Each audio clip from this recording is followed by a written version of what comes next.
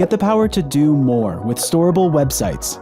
More marketing, more engagement, more customers moving into your facility.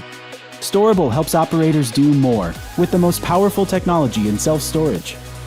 Learn more at storable.com/do-more. Thanks everyone for joining us for today's How to Do More webinar series, one of 2 webinar series we're doing here at Storable right now. My name is Cameron Barragan. I'm the Senior Director of Product Marketing here at Storable. Today, if you're not familiar with this webinar series or haven't joined us before, this is a series that we do to provide tips and tricks to help operators get more out of their operations. And so we have some great content for you today. A couple of experts on digital marketing from the Storable side have come, and we're going to be talking about website page speed and how that can help drive increased traffic to your site and increased reservations. And so we'll go ahead and we'll get into it. Now, wanted to just, there's going to be a couple things we walk through just to get everyone oriented before we get into the page speed content today. The first big thing is just understanding why we're here. I think the biggest thing to kind of recognize here is that as we thought about our industry and the world getting plunged into the health crisis, we recognized there was a need for an opportunity for us, or really a need for us to expose whatever we could in terms of knowledge and best practices, and even just market insights that we were seeing working with all the customers that we work with here at Storable, working with over half the industry here in the United States. And so that's really what these sessions are all about. And so going to the next slide, I think the big thing that we've been talking about this year, as distinct from last year, is everything that we talk about is really ladders up to a couple big macro trends that we see having big implications for our industry. We all know we had a webinar 2 weeks ago talking about the supply crunch and how that's changing the economics of our industry. Knowing that the labor shortage is a real thing that you're dealing with. And then also there's a ton of industry M&A and just industry growth that's happening as well. So those are 3 big market dynamics that we're dealing with.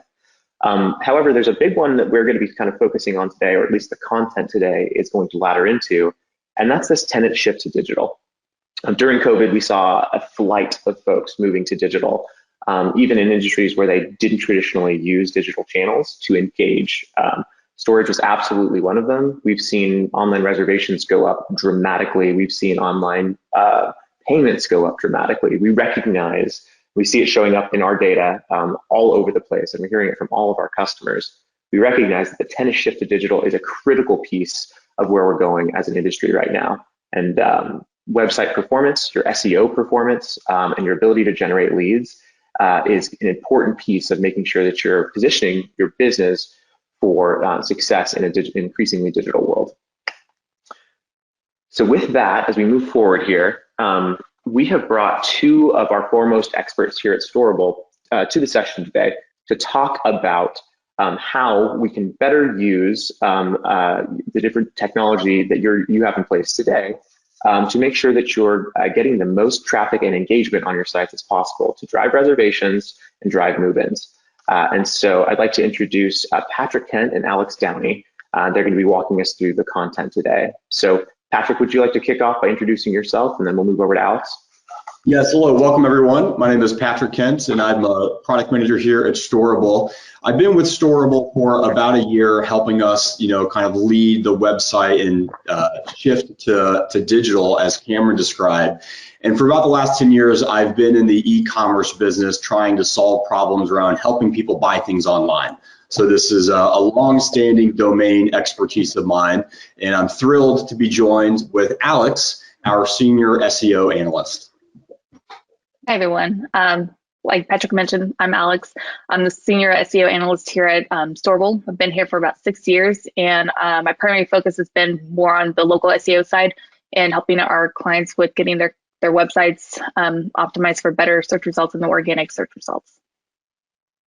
Excellent. So, Patrick and Alex, thank you guys very much for the intros. I'm going to hand it off to you from here. I'll let you run with it, and I'll circle back at the end to wrap things up and take questions. Thanks so much, Cameron. Talk to you in a bit. So we kind of want to talk about, hey, why are we here talking about websites? And as Cameron mentioned, there's been this dramatic shift to digital over the last 5 or 6 years. and in our category specifically when COVID started to happen. And as we think about this shift from a big picture perspective, we really understand that the website can be a key driver of your business. And that is because the shift to digital and your website can help you get tenants. They then go to your site where you can sell your facilities and your units to those tenants. And then tenants can have the ability to reserve and buy into units. So that's kind of the big picture view. But to do all of these things well, a lot has to happen. So from a get tenant perspective, you have to have the right SEO to drive digital leads and turn those digital leads into leads. From a selling tenant perspective, you need to have the right content in the right place, in the right page experience, so users are going through that experience in a way they expect, in a way that ultimately leads them to conversion. And when it comes to tenants buying and reserving units, you not only need the right site-wide UX, so they go through that purchasing process in the correct and most efficient way, but you also have to make it really easy for them to buy things. You have to make it easy for them to make that decision and then actually execute the purchase and the reservation steps themselves. So these are all things that I think we've known to be true and pretty fundamental to the website landscape for some time. What has changed in today's world is the impact that performance has on each of these core steps. And a lot of what we're going to spend today going through is much more detail about why performance matters, how you can kind of view that landscape, and then we'll end with a little bit of a discussion on some things you can do today to go improve your performance, and then we'll open it up to a whole bunch of questions in the more fireside chat dynamic of our webinar series here today. So that's the macro trend of why we're talking about websites. But there's another trend of why we're here talking about them today in October. And that is because our good friends at Google recently made a change where they started to effectively care about performance and care about page load, and to a degree that they typically have not cared about it before. And so when that shift started to happen, we would get a lot of questions from different operators about, hey, how is this impacting my business? And that was really the spark of us saying, hey, I think there's a lot of dialogue here and a lot of kind of awareness and education that we can help bring to different operators. And that really sparked us, starting this discussion today. So from this perspective, we typically find ourselves in a fairly standard conversation. And it starts with the context of what the world of websites and what the world of Google looked like before they made their change. And in that world, Google cared about website performance. And as we all know, they care significantly about search. And those things have always been related to each other. But before Google made a change, they were kind of far apart. You could think of them like second cousins, where they indirectly kind of impacted each other. But the change that Google made was to bring these two things much closer together. And so in today's online world, website performance and search results directly impact each other. And it's because of that change that we've had a lot of operators coming to us looking for guidance and kind of helping us understand, what does that mean? And as we think about this, there's one thing that we often say that has not always been a common thing over the last 3 or 4 years. But it's that performance actually impacts a lot more than SEO. It really impacts your bottom line. It impacts your revenue. And that's the first point that we want to start, really going in and really having a discussion on, so it can really kind of resonate with you and your teams, is that performance directly impacts your business's bottom line. It's going to do that in a whole bunch of ways. Alex is much more the expert on this. So Alex, how can we kind of really understand how performance is impacting our operators' bottom line and their revenue? Yeah, so performance is directly impacting your business revenue with 3 different ways, essentially.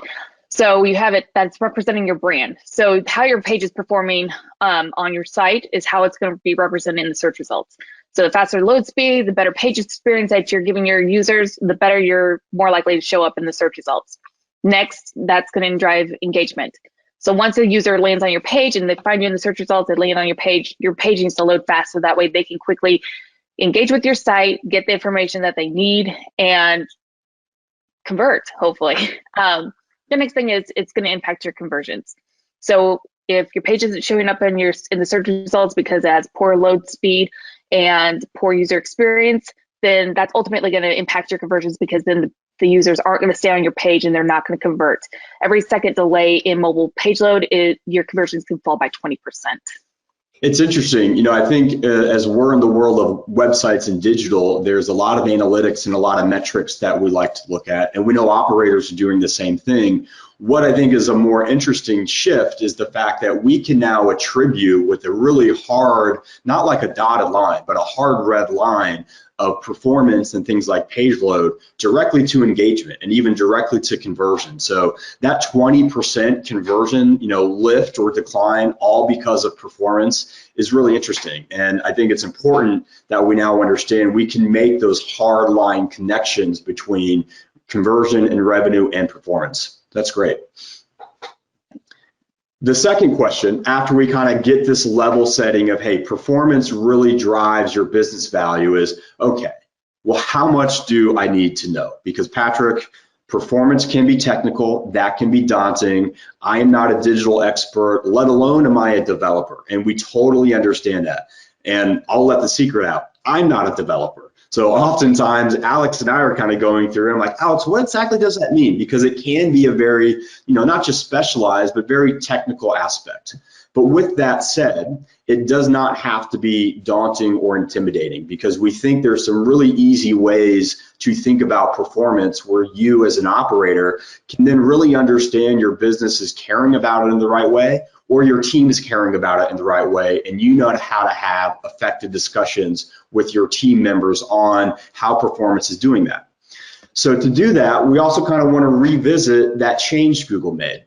So the first thing to really kind of keep in mind is that Google made website performance and search results much more tightly linked. And they actually came out, they didn't just like make an algorithm change, they're really changing about how this is being talked about in the market. So they actually gave a term to this called the Google page experience. Alex, can you help us understand more in depth what the Google page experience means? Yeah, sure. So Google page experience, it's not a straight line. It's more of I would really refer to this infinity symbol here, because it's ongoing. It's everything that's involved in it has something to do with your page experience. For example, we all know that content has been the biggest running thing that we have as far as making sure that our websites showing the results. So content is king and will always be king. So that's always the first thing to remember as far as your page experience. Next, we have intrusive features. So we all get very annoyed when we have those pop-up, block-up, that pop up on the page. Users can't get out of them. So making sure that if you have a pop-up on your page, it's easy for the user to close out of and move on and engage with the page. The next thing we have is mobile friendly. So as we know, Google has also gone to mobile first indexing. So we need to care a little bit more about how your mobile view is versus your desktop. It's always been desktop, desktop, desktop, but as we know, there's more mobile users than desktop users, and with the mobile first indexing, your mobile page is more central to your website than any other view possible now. And then we have making sure that it's secure. Users aren't going to likely land on your website and stay there if they find out it's not secure, especially with everything that's going on today with online banking transactions and giving away personal information. They're going to want to rely on a secure site to do those conversions on. And then the reason why we're here, making sure that your page is loading fast. As we mentioned, page speed is important, and making sure that your sites are well optimized for page speed is going to be very important.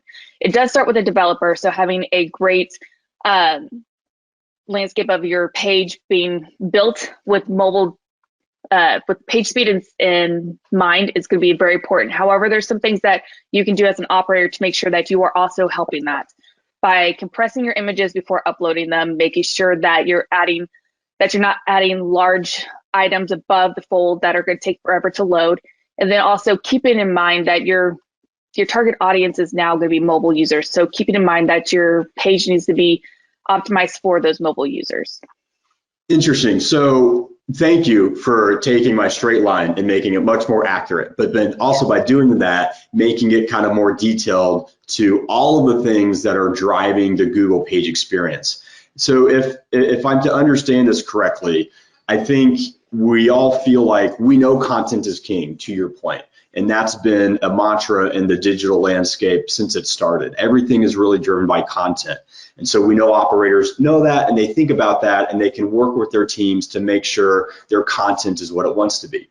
I think the same is said for intrusive, features and pop-ups. We just our own experiences on a daily basis. We know those things are bad. And the mobile friendly, we've been living in a mobile world for a long time. And so I think what the best way to understand this is from an operator perspective, as you've always cared about the quality of your content, as you've always cared about not having intrusive features, and as you've always cared about things being mobile friendly in a really good mobile experience, we think it's really important for you to now care about things like fast loading pages and website performance alongside those other things as well. Because as Alex mentioned, it's directly responding to how effective Google is going to evaluate your different pages. Exactly. So that's kind of how we think about how much do you need to know. We're not asking you to look at code or understand those different dynamics, but think about it in the same way that you think and know and understand the impact of quality content. Now just have that same understanding that performance has a similar impact. So once we kind of go through some of those details, then the next question is, okay, that seems simple enough, but how do I do that? How do I know how well I'm doing? And one of the things that works really well in the Google world is they do a great job of providing a lot of different tools, but that can be a double-edged sword. So we're going to walk you through a few basics right now, because as we said, there are a lot of tools, but if you're going to use a tool, you really need to understand why you're using that tool and then how to use it. Otherwise, like any tool, it's not going to be effective. So the first thing that we kind of want to make note of is a tool called Lighthouse. And Lighthouse is a tool, we're going to get into the weeds on this in a minute. It's a tool really designed for developers. Then we have another tool, which is arguably maybe the most common tool that's out there, which is called PageSpeed Insights. And that's also a great tool for developers to use to assess the quality of performance. And then we have the motherlode, the Google Search Console. And this is really, you'll hear this from us later, this is where we think you should spend most of your time evaluating and using tools. But this provides kind of the most wealth of information as it relates to how your website is doing from a performance perspective, as well as the business metrics behind those different things. So this is a little bit of the basics. If you're taking notes, it's those three. Now we're going to spend some time kind of getting into the details of what these are. However, before we do that, we want to level set on a few things that we're going to hear throughout the course of this. So one thing is always thinking about what is the right tool for you. All of these tools are good. But what we want to kind of introduce is three very simple ways that you can evaluate if this is a tool for you to use or not. First, is it easy to access? And we're going to walk that through on a very traditional red, yellow, green scale. Does it provide real user data? We're going to show you how some of these tools don't actually provide real data. And so we're going to kind of shed some light on what that means. And then finally, is the data accurate? And we really mean accuracy by, is it serving the intent of evaluating the effectiveness of your site's performance? Additionally, we want to break down some common terms. There are going to be a few terms. So Alex, help us understand some of the common landscape between these different tools and how we should understand some of the very basics within them. Yeah. So you're going to hear lab data, and that's going to be included on a couple of the tools, Lighthouse and PageSpeed Insights. And what lab data is, it's artificial data, but the technical term would be, or definition would be, it's based on a simulated load of a page on a single device and fixed set of network conditions.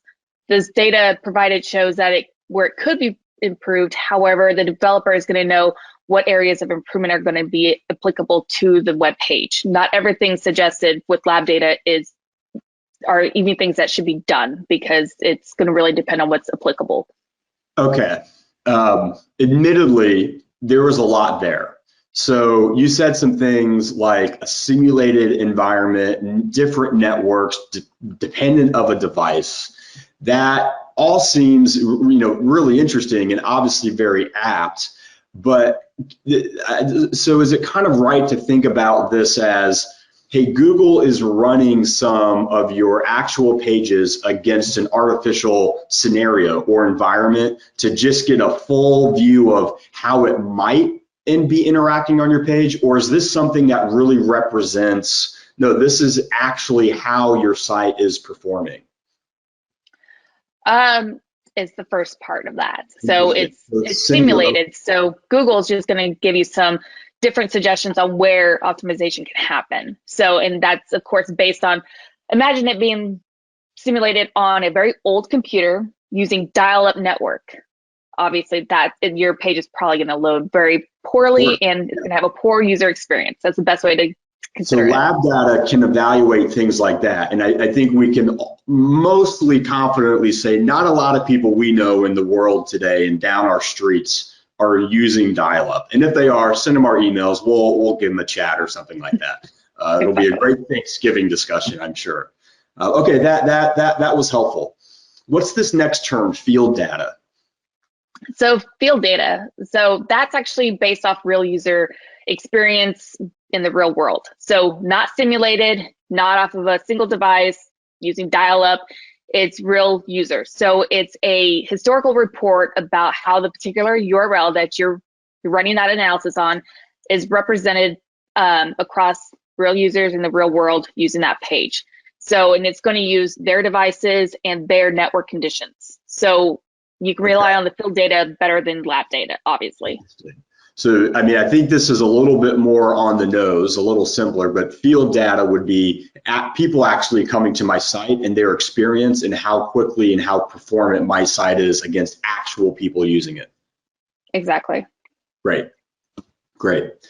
Now, we also kind of know that these tools can be better used for different traditional roles. How should we think about that in terms of these tools? Well, the way to think about this is that those tools are great to use, but they're built and helpful for specific groups, such as your developers, marketers, operators. So your developers and your marketers, they might use Lighthouse and Insights to better understand exactly where optimization should happen while building the web page, or even when they're making optimization changes, because it might give them a quicker view of like, oh, this changed and maybe I should re-optimize this image, something simple like that, but it's not the full scale of how your site is performing.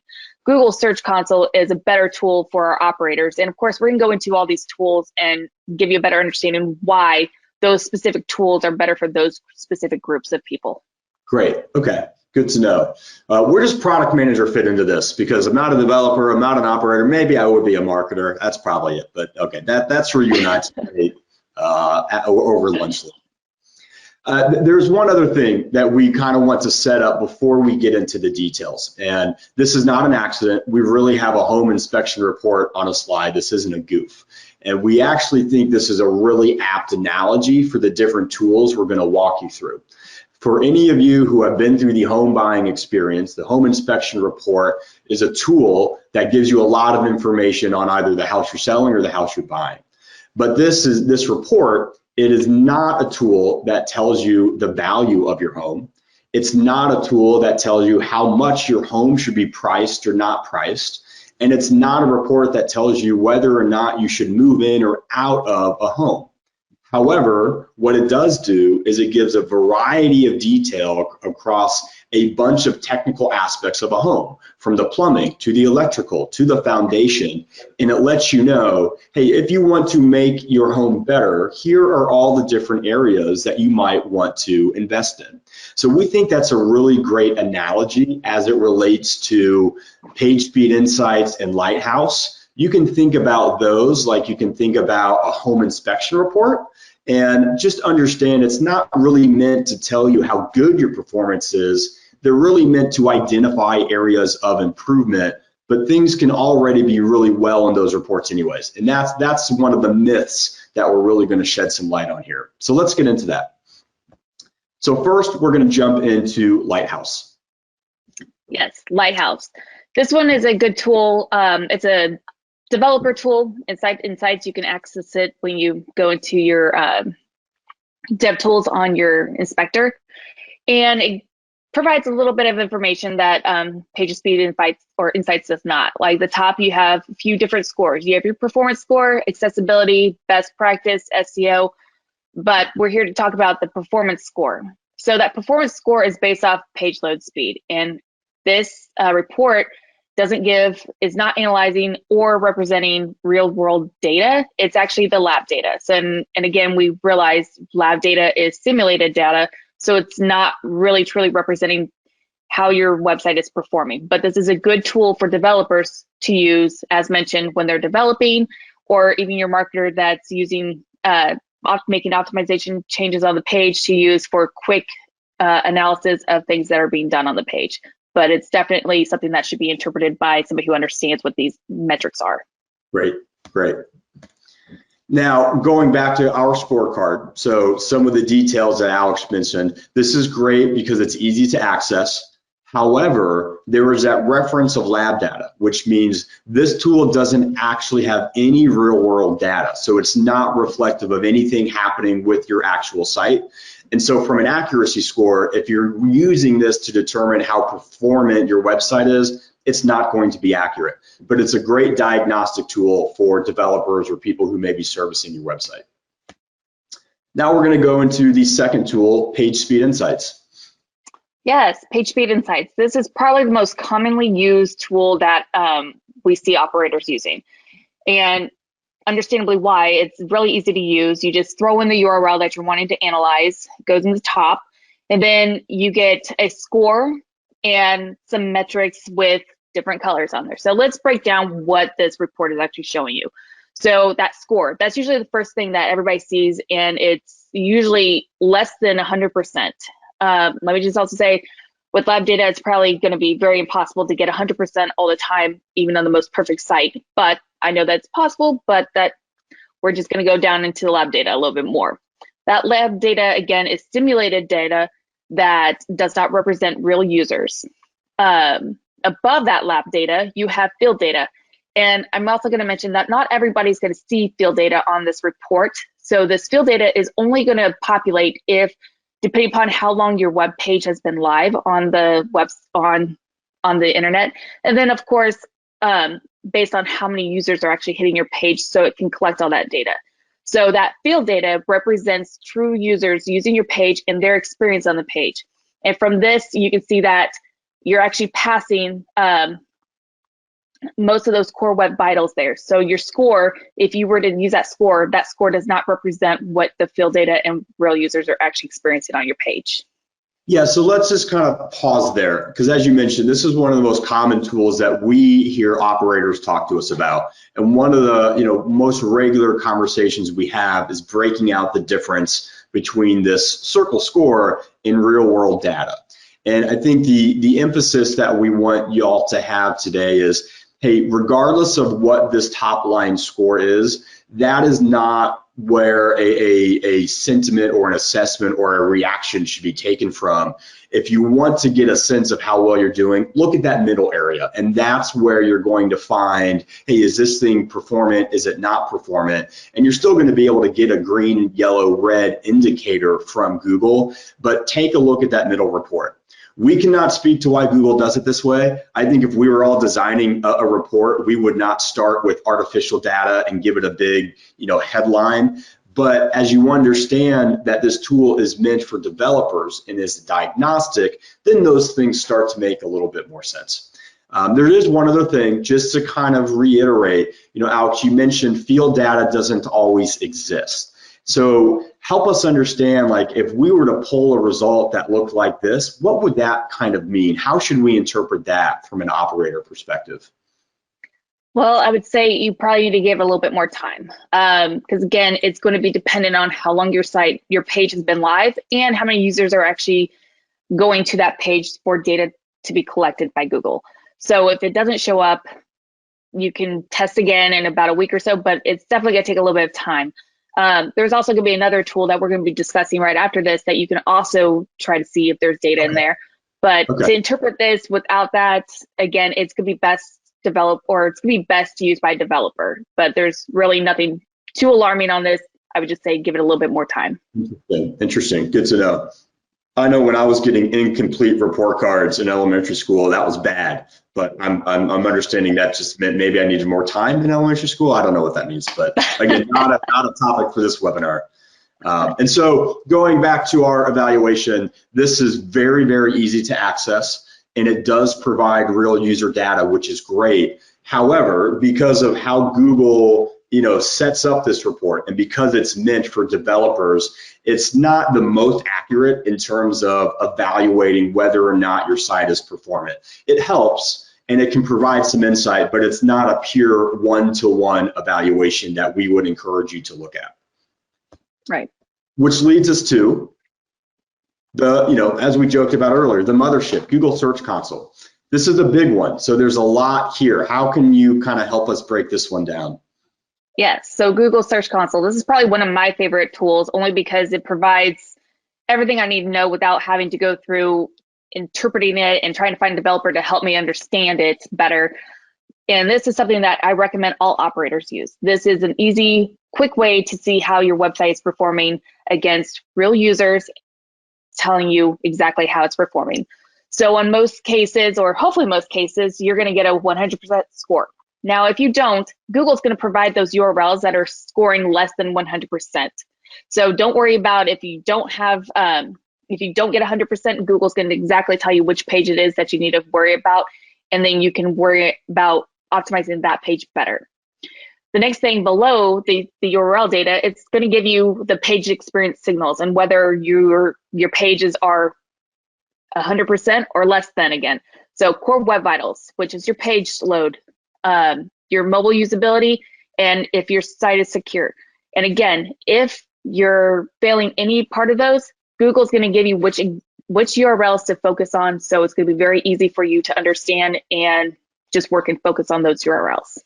Great. One of the things that I like about this, I think some of the most productive conversations that I've had with different operators over time, is this feels much more kind of like Google's version of a business analytics tool, where it's not going to go deep into details of what performance is and how to calibrate it like the other things are. This is going to stay more at kind of the business owner level and let you know, hey, here's how well you're doing. Here is an area that you might want to look at if you want to, but it provides a lot more of that, of Google's version of business success metrics, and ensuring you can quickly evaluate from a business side, how well is your site. So I think that's kind of one of my own personal biggest emphasis or biggest takeaways from Google Search Console relative to the home inspection reports that we walked through earlier. Right. And which leads us to, we're big advocates of this. It's very easy to access. Everyone with the website has their own credentials and usernames and has this data. All of the data here is real world data, which is another differentiator between the other things we walked through. Here, when you go to this, you don't have to, figure out or do much analysis around, is this lab data, is this not, is there a big score at the bottom that doesn't mean anything? You don't have to go through that dance. All of this is real world data, so it's giving you a direct impact of that. And that leads us to why it's also the most accurate, because if you're really trying to assess performance, it's this tool that's going to give you those insights and those details. Exactly. So from a little bit of a summary or a recap, performance has a real revenue impact. If that is kind of a new insight, or you're just kind of ramping up on that, really, take that to heart and make sure that your team who's responsible for the website or your partners are understanding that and helping you make sure that they can connect the dots between performance and your actual business impact. And then, yes, it's daunting. Yes, it's scary. We have two people whose full-time jobs is almost all related to performance. We do other things, but it can be very technical. It can have a lot of detail to it. You don't need to worry about those things. You really just want to make sure you understand that it's impacting your site in a very similar way that things like mobile experience and quality content are as well. And then finally, like any tool, make sure you're using it correctly and you understand what it's doing. Again, Google makes it easy to get a lot of information, but the way they format a lot of that information can be, a little confusing, not misleading. I won't say that because I'm sure Google's listening, but it can be a little bit misleading. Oh, I just said it twice. Who am I doing? Okay, which is good. There are a lot of tools to use, but before we kind of open it up for questions, we do want to provide a little bit of a perspective on, well, what can I do today? Because even though it's technical and you will often have to kind of have a developer sit with you and make sure they're doing the right things, we do think there are some very quick, low-hanging fruit items, if you will. So Alex, help us understand what we can go out and do today. Yeah. So I'd first check your images and make sure that they're compressed. So having a large image that when you open it up, if it's in a light box and it's huge, you don't need that. You just need to have a small image that's compressed and make sure that it's going to look good on mobile as well. Ensure that videos, maps, anything that's large, that's going to be at the above the fold. Just make sure that you are really making sure that it's not going to cause you to have any loading problems. So having those videos that load directly on your page, large images that have to load forever, or even your maps. If you have a map on your page that's above the fold, you might consider moving those down below just so that way your page can load a little bit faster above the fold. And prioritize how your customers are going to be using your mobile pages. So again, the emphasis on mobile first indexing goes hand in hand with your page performance as well. You want to make sure that your desktop view is kind of taking a backseat and you're really focused on how your mobile users are going to interact and engage with your page, because that's actually going to be the main focus in how your pages are going to be ranked. We have instituted, or when I say we have instituted, I have instituted a rule kind of within our team because I think desktop, it's bigger, it's easier. When we're at the office, it's like a simple place to start, but all activity is on a mobile phone. And so we have a new rule within our product and development team that if we're designing something new or we're reviewing anything, we don't look at it in desktop. We only look at it through mobile mockups or a mobile view in our staging environments, etc. And it's a little bit of a shift. It can be difficult, but I love that we're encouraging people to prioritize mobile. It's actually going to allow you to think differently, and you're going to come up with new things that you could do or new choices that you can make when you have that mobile first view in mind. So anyways, a little bit peek behind the curtain. All right, well, thank you for listening to our fireside web chat on a Friday. I don't know how many questions are in there yet, so now we're going to bring Cameron back and he's going to help us facilitate some Q&A. We have way more questions than we're going to be able to get to. This was a very, very active topic, guys. So I'm going to try and curate a few. And then again, for the group, if we can't get to your question live right now, we will follow up with you after the fact. So it may not be me, Alex, or Patrick, but somebody from our team will get back to you and get you an answer on the questions that you're asking. So I'm going to dive in with the first one that I see here. And this one's actually about our product specifically. So I want to make sure I'm directing that to you, probably to you, Patrick. Okay. The question is, how has Storable made sure our clients have good performance over other competitors? As a follow-up, you mentioned it starts with the developer, so can you please share how your websites are ranking in the Google Search Console? Yeah, okay, so there's kind of a lot to unpack there, and Alex, I will, also feel free to jump in, but there's a few different things. So first, I want to share our team's approach to performance. We have a variety of things within our product that we refer to as meta requirements. Meta requirements mean things that always have to exist. So for example, there's something called accessibility guidelines or features. For those of us in the facility world, having a wheelchair ramp is almost a fundamental requirement, making sure there's access for that. We have to care about accessibility on the software side as well. So everything we do, we have to build with that in mind. Well, accessibility is a meta requirement, and so is performance. And so everything that we build has a performance first perspective into it. So all of our design and development choices are built with optimizing for performance. So that's a great mentality to have. but that also doesn't necessarily speak to how do we go and work against that. So the second thing that we kind of calibrate is a roadmap per se of, are we building this? Are we doing that? Are we adding this to the thing we're working on? And performance, most of the time, is an always-on function, which means it is our goal to not have to take big roadmap moments and say we're going to go focus on performance. Because if we're doing that, it means we've neglected performance in the past. So we have an always-on perspective from a performance point of view. Now, there are moments like when Google makes a change. What Google does not do is send a bunch of information out to everyone who uses their platform and says, here's some requirements, you need to go meet them.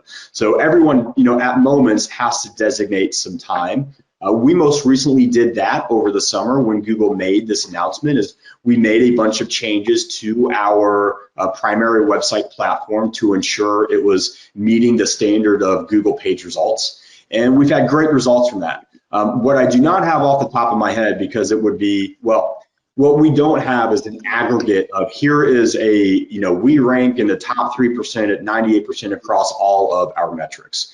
And that's for a couple reasons. First, it'd be very, very difficult to track that.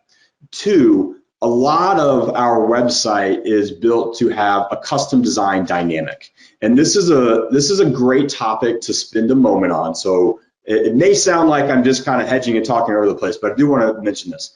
A lot of the value out of the website is being able to have custom design and making sure that the website that you have and you're giving to your customers is what you want it to look like and represents your brand and your community and doesn't look like someone down the road or someone in the town next to you. And so the custom design actually directly conflicts with some performance choices. And so we like to bring a more service-oriented and strategic-oriented approach when people are building our websites, and when we sit down with them and say, hey, you can make this look like what you want, and here are the best practices to make sure, hey, don't put a video at the top of your page, because as Alex mentioned, that's going to drag down your performance. So we go through and make sure that people have the right strategic support to make sure they can make the right decisions. But because so many of our websites are different, if we were to run an analysis platform wide, we would not be able to give any sort of accuracy because things would be very different from site to site. With that said, we do track our platform's performance against Google's core web vitals as well as a variety of other performance metrics, and we have benchmarks. Right now, 100% of our Voyager platform, or our kind of most recent website platform pages, are all scoring in the green. And these are things that we check on a weekly basis. We have analytics meetings and performance meetings about this. So I'm sharing all this to kind of give you a peek behind the curtain that this isn't just a feature thing to us. This isn't something we care about a couple times a year. We actually build this into our process and decision making. And then we try to make sure when customers are in that custom design moment, they are making the right choices that don't impact and make performance something bad, because we know how valuable having a custom website can be. So that's a lot. I'm going to take a sip of water. Alex, I don't know if you have any other details to answer that one, but that's my take. I don't have any additional details because, as you said, you kind of hit the nail on the head. Our websites are customized, so yes, it starts with the developer. So the developer end, they do everything they can to make sure that it's performing well. But with it being customizable, it's really going to be on the operator side to also make sure that their website is optimized as well. So if you want to have large images loading on the top of above the fold, and we can't get you to move them down, then your page load might be a little bit longer. But there's always ways around that, and I would start with compressing images and just being thoughtful about how you're designing your web page ultimately. All right, Cameron, hit us with a hard ball. I actually do have one quick one that I need to get to for somebody that's on the webinar, and that's just, what does above the fold mean? Alex, I think you can probably handle that one in about 2 seconds, and we'll move on to the next question. What is it? What's above the fold mean? Oh, okay, so above the fold, it's if you're looking at a page like on your mobile view, above the fold is what's in view with you right then and there. So if you're looking at a mobile view, everything that's on that page is considered above the fold. If you're looking at it on desktop, it's just the same thing. Above the fold is what's in view for you. the easiest way to interpret that. So on that, it's a great question, and it also kind of pairs with the first question. So just a little bit more context. When something is loading in view, that is, to Alex's point, above the fold. But there's also a lot of activity that needs to happen beneath that. And so we evaluate the best things to do that. Sometimes you want content to load that's not in view. Other times you don't want that to load until it's in view. And so we go through all those different choices and make sure that each page is optimized based on the type of content and when it should load, whether you see it or not. Got it. Thank you, guys. I think we have time for one more, and this is a great one, Patrick. This is one you and I have been getting for years and years and years. Do you have access to Google's search algorithm? And can you give us the secret sauce? This is a great one, and I think people ask actually, all I'm glad you asked. I do. I don't know how much of the view you can see, but I am sitting in my 100,000 square foot mansion in Malibu, California right now, because I have all that. No, we do not. One conversation to this, which is a reality of Google and being in the digital world. Google is obviously a driver of many of the things we do, and Google does provide a lot of information for people. But one of the things that is admittedly impossible for them to do is give that information to people in the right time for them to make decisions ahead of time. So they just kind of come out and said, we're going to do things. We're not necessarily going to be great at giving people information ahead of time. We're going to make changes, and when those changes are made, we're going to have information, and then people need to respond. So there's a natural kind of response curve to Google. But if anyone on this call has access to Google's algorithm, please, let's all go make $100 million a year. That sounds fantastic. This is actually one that I'm passionate about, right? We've gotten this question, like I said, Patrick and I have worked together for years and years and years at this point. And even big brands like Hyatt and Marriott and Walmart would ask the same question and want to get special preferential treatment. But Google holds their cards super close to their vest, and they make changes because they want to have objective neutrality. And so they want to create an even playing field, and so they don't show favoritism. They do not expose the mechanics of their algorithm. They give rough guidance, but they don't show the actual mechanics. So we have to try and read the signals as an industry, and that's something our team does, and then tries to then pass that guidance on to our customers at the end. The best way to look at it is Google does not care about businesses. It really doesn't. It cares about the users that are using its platform. So the best way to try to stay ahead of the algorithms is think like as you would any other user. What do you expect out of the site? So having that in mind rather than just the operator will also help you out. Because like I said, and I can't emphasize this enough, Google does not care about the businesses. It cares about its users. Great. All right, well, Patrick, Alex, guys, we are a little bit over time. So I wanted to make sure we got as many of those questions answered as we could. So with that, I just wanted to say thank you very much for coming, lending your expertise. I'm sure we'll have you back soon to share a little bit more in the SEO realm. To make sure our customers are getting the most out of this. But again, thank you very much. We really appreciate you guys coming to join us. Thanks, y'all. Thank you. All right. A couple quick things from me to wrap up today. If you wouldn't mind moving to the next slide for me, Patrick. Excuse me. Oh, you're fine. You're fine. As we're transitioning over there, I just wanted to call out a couple quick things. First is that, as you know, this is one in a series of webinars that we've had that are specifically on tips and tricks. Most recently, we talked about cybersecurity and how you can optimize your business to ensure that you're limiting cyber risks. Today, we talked about SEO. We're going to be going on hiatus for the next 2 months during the holidays for Thanksgiving and for Christmas because we know that our operators tend to be a little distracted during that time. And we're going to be picking back up with our webinar series again in January. And so we'll likely be coming back. The topics are TBD. We'll be working with a subset of our customers to determine what those topics are going to be, and then we'll be following up and starting to share more information with you about what those will be very, very soon. So that's what our plans are for the future. So stay tuned there. And again, there were a number of questions we were not able to get to today, and so what we're going to be doing is we're going to sit down and divvy those up after the call today, and we're going to have our team reach out to those folks that we weren't able to get answers to. And so please look out for a response from us shortly. And so with that, that is what we had for you today. We hope you all have a great Halloween, a great weekend, and we'll see you again in January. Thanks.